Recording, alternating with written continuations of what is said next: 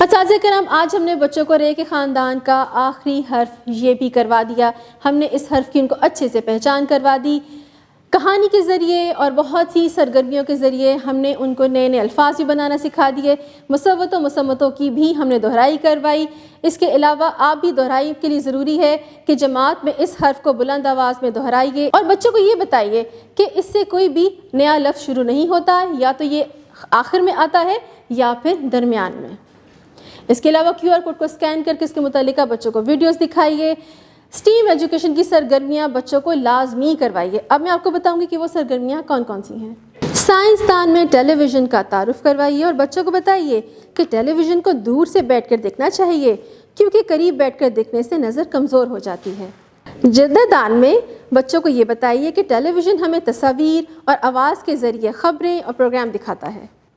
تعمیر دان میں پلے ڈو کی مدد سے حرف یہ سے شروع ہونے والی کوئی بھی چیز بنوانے میں بچوں کی رہنمائی کیجیے۔